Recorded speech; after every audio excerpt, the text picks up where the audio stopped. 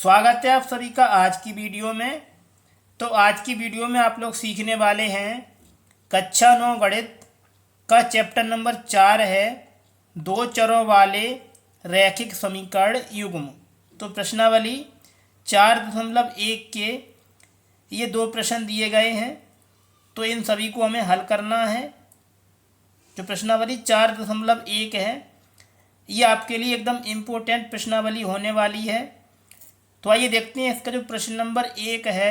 प्रश्न नंबर 1 में दिया गया है एक नोटबुक की कीमत एक कलम की कीमत से दोगुनी है। इस कथन को निरूपित करने के लिए दो चरों वाला एक रैखिक समीकरण लिखिए। और इसमें संकेत दिया गया है, मान लीजिए नोटबुक की कीमत x रुपया है और कलम की कीमत y रुपया है।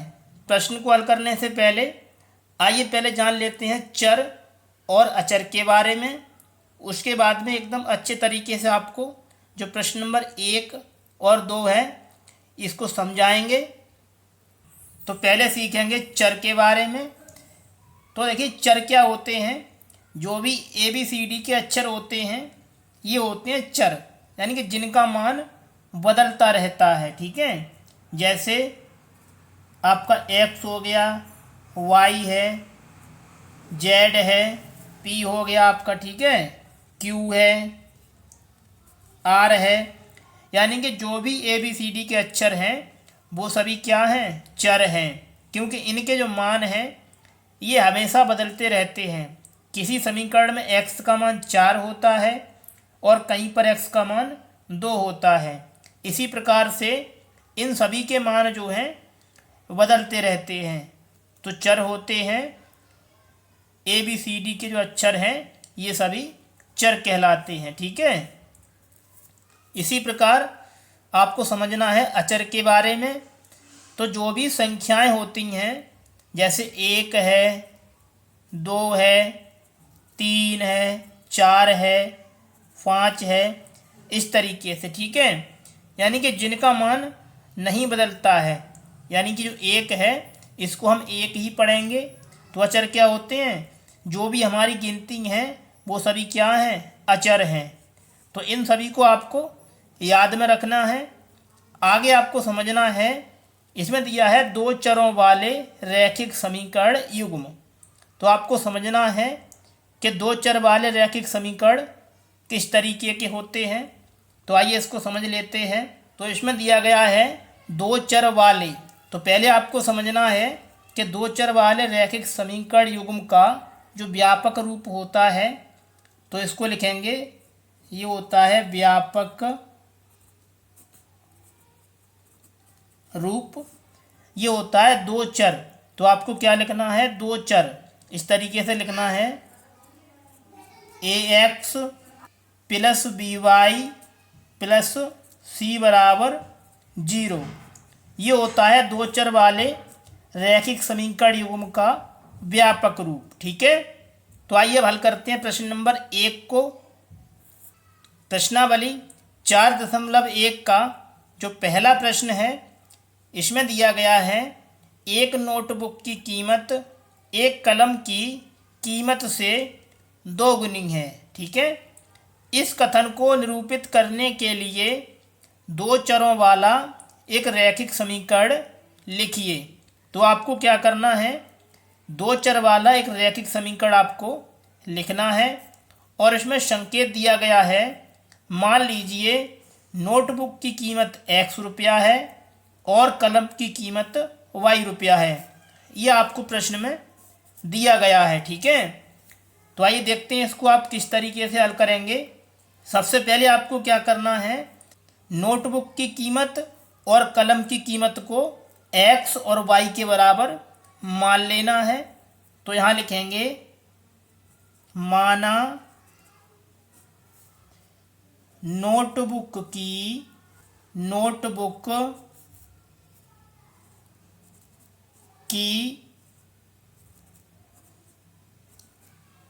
कीमत बराबर x है। ठीक है, इसी प्रकार आपको मानना है कलम की कीमत y है।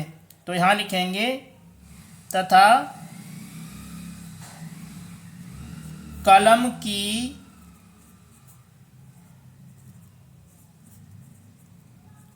कीमत बराबर, इसको मान लेना है y है। इस तरीके से आपको लिखना है। अब आगे आपको देखना है, प्रश्न में दिया गया है उसके अनुसार एक रैखिक समीकरण आपको लिखना है। तो यहाँ लिखेंगे प्रश्न से, ठीक है। तो प्रश्न में दिया है नोटबुक की कीमत एक कलम की कीमत से 2 गुनी है, ठीक है। तो पहले आपको क्या करना है, इन दोनों को आपस में बराबर इस तरीके से लिख देना है, ठीक है। अब आगे प्रश्न में दिया है कि नोटबुक की कीमत कलम की कीमत से 2 गुनी है, ठीक है। यानी कि जो x है वो y से 2 गुना ज़्यादा है। तो आपको जो 2 का गुणा है ये कम वाले में करना है, तो गुणा करेंगे 2 का y की तरफ इस तरीके से, ठीक है। अब इसको आगे हल करेंगे तो यहाँ से आएगा x बराबर 2y, ठीक है। ये लिखा है 2y, जब इसको इधर लाएंगे तो ये माइनस का हो जाएगा। तो इस तरीके से आपको लिखना है x माइनस 2y बराबर, अब यहाँ से बचेगा 0, ठीक है। तो इस तरीके से आपको 2 चर वाला एक रैखिक समीकरण लिख देना है। ये हो जाएगा इस प्रश्न का आंसर। अब चलिए आगे देखते हैं इसका अगला प्रश्न।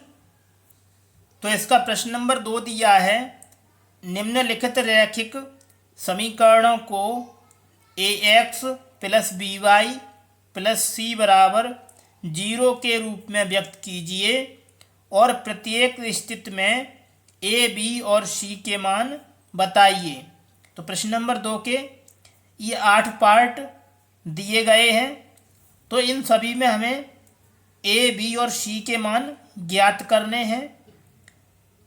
जो प्रश्न नंबर 2 है ये आपके लिए एकदम इम्पोर्टेंट प्रश्न होने वाला है, तो इसको एकदम अच्छे तरीके से आपको समझ लेना है। तो आइए पहले इसका जो पार्ट नंबर 1 है इसको हल करते हैं।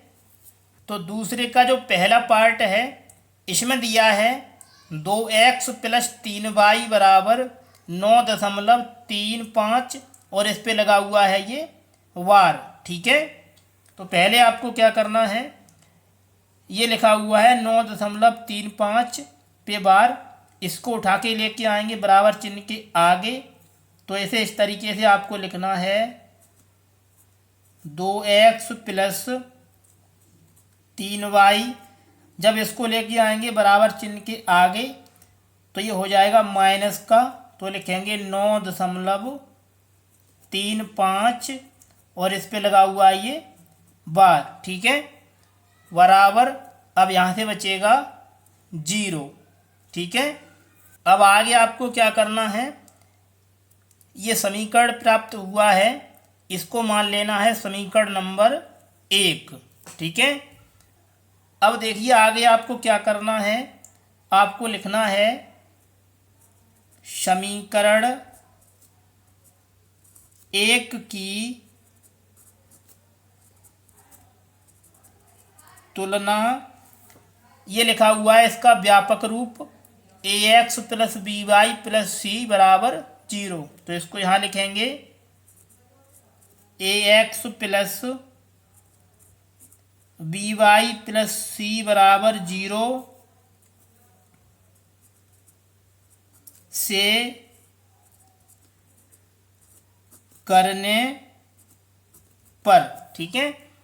अब देखिए आगे आपको क्या करना है, जब इस वाले समीकरण की तुलना आप इस वाले समीकरण से करेंगे तो देखिए यहाँ से क्या बनेगा, इसमें भी x है और इसमें भी x है, तो यहाँ से a का मान है ये आएगा 2, तो यहाँ लिखना है आपको a बराबर 2, ठीक है। अब आगे आपको इसी प्रकार ये लिखा हुआ है by, तो इस वाले पद की तुलना करेंगे 3y से, तो y इसमें दिया है और y इसमें दिया है, तो यहाँ से b का मान है ये आएगा 3। तो यहाँ आपको लिखना है b बराबर 3। अब इसी प्रकार आपको क्या करना है, इसमें लिखा हुआ है c, तो यहाँ से जो c का मान है ये आएगा -9.35 पे वार। तो लिखेंगे c बराबर -9.35 और इस पे लगाइए वार। ठीक है,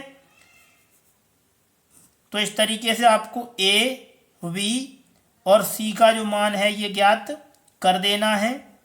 ये हो जाएगा इसका आंसर। अब चलिए आगे देखते हैं इसका सेकंड पार्ट। तो प्रश्न नंबर 2 का जो सेकंड पार्ट है इसमें दिया गया है x माइनस वाई बट्टे 5 माइनस 10 बराबर 0। तो इसमें भी आपको a, v और c का मान ज्ञात करना है। तो आइए अब इसको भी हल करते हैं। तो प्रश्न नंबर 2 का जो सेकंड पार्ट है इसको हमने यहाँ पर लिख दिया है। तो पहले आपको क्या करना है, जो समीकरण दिया गया है इसको मान लेना है समीकरण नंबर 1।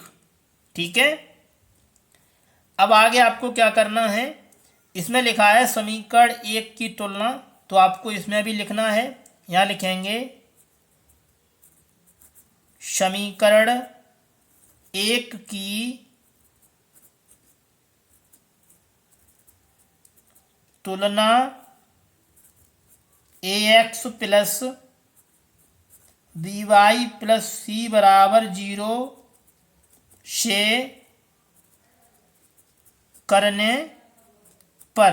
ठीक है, तो इसमें लिखा हुआ है ax और इसमें लिखा है x। जब इस वाले पद की तुलना इस पद से करेंगे तो x इसमें है और x इसमें है, तो यहाँ से जो a का मान है ये आएगा इसमें 1, इसमें कुछ नहीं है तो इसमें 1 मानेंगे। तो इसमें जो a का मान है ये आएगा 1, तो यहाँ लिखेंगे a बराबर 1। ये हो गया। अब आगे आपको क्या करना है, इसमें लिखा है by और इसमें लिखा है -y बट्टे 5। तो y इसमें है और y इसमें भी है, तो जब तुलना करेंगे तो इसमें से y यहाँ से हट जाएगा, तो यहाँ से b का मान आएगा माइनस, ऊपर से बचेगा 1 और ये लिखा है बट्टे में 5। ये हो गया b बराबर -1 बट्टे 5।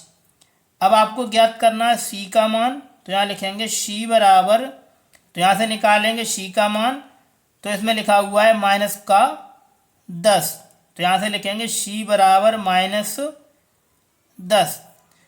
तो इस प्रकार से आपको a, b और c का जो मान है ये ज्ञात कर देना है। ये हो जाएगा इसका आंसर। अब चलिए आगे देखते हैं इसका अगला पार्ट। प्रश्न नंबर 2 का जो तीसरा पार्ट है इसमें दिया है -2x प्लस 3y बराबर 6। तो इसमें अभी a, b और c के जो मान हैं ये ज्ञात करने हैं। तो आइए इसको भी हल करते हैं। तो दूसरे का तीसरा पार्ट है, इसको हमने यहाँ पर लिख लिया है। आइए देखते हैं इसको किस तरीके से हल करेंगे आप लोग। सबसे पहले क्या करना है, ये लिखा है -2x प्लस 3y, ये लिखा हुआ है 6। इसको लेके जाएंगे बराबर चिन्ह के आगे, तो हो जाएगा ये माइनस का, तो लिखेंगे -6। अब यहाँ से बचेगा बराबर में 0। इसको मान लेना है समीकरण नंबर 1। ठीक है, आगे आपको क्या करना है, जो समीकरण नंबर 1 है इसमें आपको लिखना है समीकरण 1 की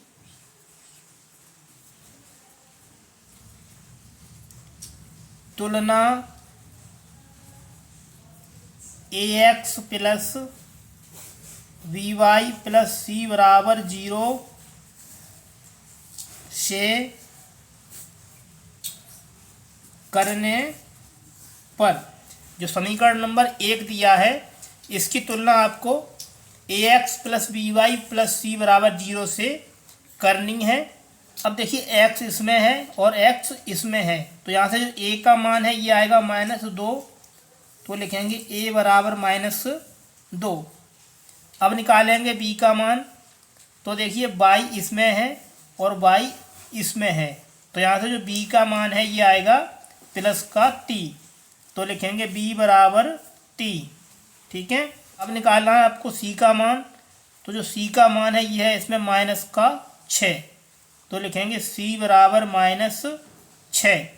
इस प्रकार से आपको a, v और c का जो मान है ये ज्ञात कर देना है। ये हो जाएगा इसका आंसर। अब चलिए आगे देखते हैं इसका अगला पार्ट। तो प्रश्न नंबर 2 का जो पार्ट नंबर 4 है, इसमें दिया गया है x बराबर 3y। तो इसमें भी आपको a, b और c के जो मान है ये ज्ञात करने हैं। तो आइए इसको हल करते हैं। प्रश्न नंबर 2 का जो चौथा पार्ट है इसको हमने यहाँ पर लिख दिया है। आइए देखते हैं आप इसे किस तरीके से हल करेंगे। सबसे पहले आपको क्या करना है, ये लिखा हुआ है 3y, इसको लेके आना बराबर चिन्ह के आगे, तो लिखेंगे x। जब इसको लेके आएंगे तो हो जाएगा ये माइनस का, तो लिखेंगे माइनस 3y बराबर, अब यहाँ से हो जाएगा 0। ठीक है, इसको मान लेना है समीकरण नंबर 1। ठीक है, आगे आपको क्या करना है, ये लिखा हुआ है समीकरण 1 की तुलना ax plus by plus c बराबर 0 से करने पर। तो यहाँ लिखेंगे समीकरण 1 की तुलना ax plus by plus c बराबर 0 से करने पर। ठीक है, तो यहाँ से निकालेंगे a का मान। तो देखिए x इसमें है और x इसमें है, तो यहाँ से जो a का मान है ये आएगा 1, क्योंकि x के गुणांक में 1 लिखा हुआ है। ठीक है, तो यहाँ से a का मान हो जाएगा 1। जहाँ पर कुछ नहीं होता वहाँ पर 1 मान लेते हैं, तो यहाँ से जो a का मान है ये आएगा 1। आगे निकालेंगे b का मान। तो y इसमें है और y इसमें दिया है, तो यहाँ से जो b का मान है ये आएगा -3, तो लिखेंगे b बराबर -3। अब निकालेंगे c का मान। तो देखिए अब निकालना है आपको c का मान। तो देखिए इसमें जो c वाला पद है वो है ही नहीं, तो c का मान हो जाएगा 0। ठीक है, जो पद नहीं होता है उसका मान होता है 0। इस प्रकार से आपको a, v और c का जो मान है ये ज्ञात कर देना है। ये हो जाएगा इस प्रश्न का आंसर। अब चलिए आगे देखते हैं इसका अगला पार्ट। तो प्रश्न नंबर 2 का जो 5वां पार्ट है, इसमें दिया गया है 2x बराबर -5y। तो इसमें भी आपको a, b और c का जो मान है ये ज्ञात करना है। तो आइए इसको हल करते हैं एकदम आसान तरीके से। जो प्रश्न नंबर 2 का 5वां पार्ट है इसको हमने यहाँ पर लिख लिया है। इसमें दिया हुआ है 2x बराबर -5y। तो सबसे पहले आपको क्या करना है, ये लिखा हुआ है माइनस का 5y, इसको लेके आएंगे बराबर चिन्ह के आगे, तो इसको इस तरीके से आपको लिखना है। ये लिखा है 2x, जब इसको लेके आएंगे ये माइनस का है तो हो जाएगा प्लस का 5y बराबर, अब यहाँ से बचेगा 0। इसको मान लेना है समीकरण नंबर 1। ठीक है, आगे आपको क्या करना है, जो इसका व्यापक समीकरण होता है ये होता है ax plus by plus c बराबर 0। तो समीकरण 1 की तुलना आपको इस वाले समीकरण से करनी है। तो यहाँ पर आपको लिखना है समीकरण 1 की तुलना ax plus by plus c बराबर 0 से करने पर। ठीक है, तो जब इसकी तुलना इस समीकरण से करेंगे तो देखिए x इसमें है और x इसमें है, तो यहाँ से a का मान है ये आएगा 2, तो लिखेंगे a बराबर 2। इसी प्रकार यहाँ से निकालेंगे b का मान, तो देखिए y इसमें है और y इसमें है, तो यहाँ से जो b का मान है ये आएगा 5, तो लिखेंगे b बराबर 5। ठीक है, अब निकालेंगे c का मान, तो देखिए इसके लिए आपको क्या करना है, इसमें c वाला पद है ही नहीं, तो यहाँ से जो c का मान है ये हो जाएगा 0। जो पद नहीं होता है उसका मान आपको कर देना है 0। तो यहाँ से जो a का मान है ये हो जाएगा 2, b का मान 5 और c का मान 0। इस प्रकार से आपको a, b और c के जो मान हैं ये ज्ञात कर देने हैं। ये हो जाएगा इस पार्ट का आंसर। अब चलिए आगे देखते हैं इसका अगला पार्ट। तो प्रश्न नंबर 2 का जो पार्ट नंबर 6 है इसमें दिया गया है 3x + 2 = 0। तो इसमें भी आपको a, b और c के जो मान हैं ये ज्ञात करने हैं। तो आइए इसको हल करते हैं एकदम आसान विधि से। तो प्रश्न नंबर 2 का जो पार्ट नंबर 6 है इसको हमने यहाँ पर लिख लिया है। सबसे पहले आपको क्या करना है, जो दिया गया है इसको बना देना है समीकरण नंबर 1। ठीक है, अब देखिए आगे आपको क्या करना है। जो समीकरण नंबर 1 है तो यहाँ पे आपको लिखना है समीकरण 1 की तुलना ax + by + c = 0 से करने पर। ठीक है, तो समीकरण 1 की तुलना आपको इस समीकरण से करनी है। तो देखिए x इसमें है और x इसमें है, तो यहाँ से जो a का मान है ये आएगा 3, तो लिखेंगे a बराबर 3। ठीक है, अब निकालेंगे b का मान। तो देखिए y इसमें लिखा है और इसमें y वाला पद है ही नहीं, तो यहाँ से जो y का मान है ये हो जाएगा 0। अब निकालेंगे c का मान, तो यहाँ से लिखेंगे c बराबर, तो इसमें जो c का मान है ये लिखा है +2, तो लिखेंगे c बराबर 2। तो इस प्रकार से आपको a, v और c के जो मान हैं ये ज्ञात कर देने हैं। ये हो जाएगा इस प्रश्न का आंसर। अब चलिए आगे देखते हैं इसका अगला पार्ट। तो प्रश्न नंबर 2 का जो पार्ट नंबर 7 है इसमें दिया गया है y - 2 = 0। तो इसमें आपको a, b और c के मान ज्ञात करने हैं। तो आइए इसको हल करते हैं एकदम आसान विधि से। तो प्रश्न नंबर 2 का जो 7वां पार्ट है इसको हमने यहाँ पर लिख लिया है। अब देखिए इसको हल करने के लिए सबसे पहले आपको क्या करना है, जो समीकरण दिया है इसको बना देना है समीकरण नंबर 1 इस तरीके से। ठीक है, अब यहाँ पे आपको लिखना है समीकरण 1 की तुलना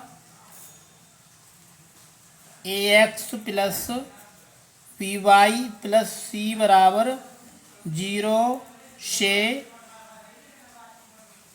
करने पर।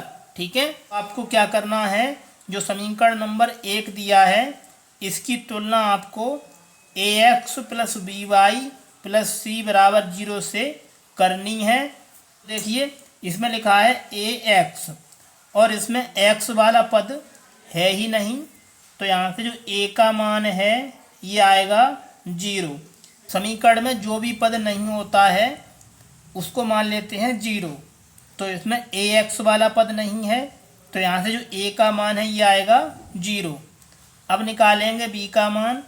तो देखिए y इसमें लिखा है और y इसमें लिखा है, और y का जो गुणांक है ये है 1, तो यहाँ से जो b का मान है ये हो जाएगा 1, तो लिखेंगे b बराबर 1। ये हो गया। अब निकालेंगे c का मान।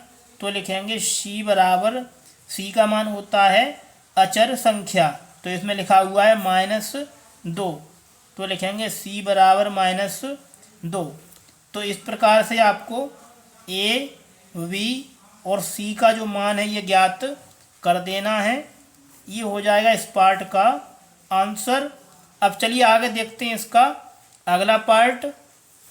तो प्रश्न नंबर 2 का जो 8वां पार्ट है इसको हमने यहाँ पर लिख दिया है। अब देखिए आगे आपको क्या करना है। ये लिखा हुआ है 2x, इसको लेके आएंगे बराबर चिन्ह से आगे, तो हो जाएगा ये माइनस का, तो यहाँ लिखेंगे -2x। ये लिखा है प्लस का 5 बराबर, अब यहाँ से बचेगा 0। इसको बना देना है समीकरण नंबर 1। अब देखिए आगे आपको क्या करना है। यहाँ पर लिखना है समीकरण 1 की तुलना ax प्लस वी प्लस सी बराबर 0 से करने पर। ठीक है, इस तरीके से आपको लिख देना है। तो समीकरण नंबर 1 की तुलना आपको ax प्लस वी प्लस सी बराबर 0 से करनी है। तो देखिए x इसमें है और x इसमें है, तो यहाँ से a का मान आएगा -2, तो लिखेंगे a बराबर -2। अब निकालेंगे b का मान, तो इसमें लिखा हुआ है y और इसमें y वाला पद है ही नहीं, तो जो पद नहीं होता है उसका मान होता है 0। तो यहाँ से जो b का मान है ये आएगा 0, तो लिखेंगे b बराबर 0।